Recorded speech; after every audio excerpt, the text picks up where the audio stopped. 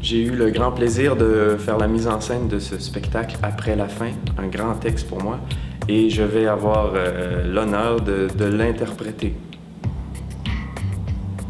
Alors après la fin, ça raconte l'histoire de Mark et de Louise.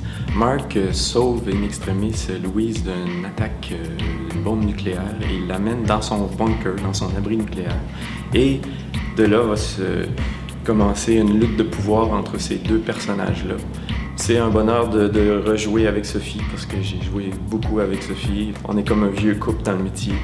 Alors on a une belle complicité puis ça va nous permettre d'aller encore plus loin. Je joue le rôle de Louise, qui est cette jeune femme qui a énormément d'assurance en elle-même, qui est une fille qui, quand elle arrive quelque part, elle parle fort, elle assume ses opinions, puis c'est vraiment, on dirait, une fille cool. Puis elle se retrouve dans le bunker avec Mark, son confrère de travail. Je pense qu'elle est très forte psychologiquement, c'est quelqu'un qui n'a pas peur de la confrontation. Mais à un moment donné, dans le jeu de chat-souris, victime-bourreau qui s'installe entre eux, se laisse vraiment, je pense, impressionner puis vraiment toucher par cette relation. J'ai vraiment pris ça aussi comme une espèce d'autopsie des rapports amoureux.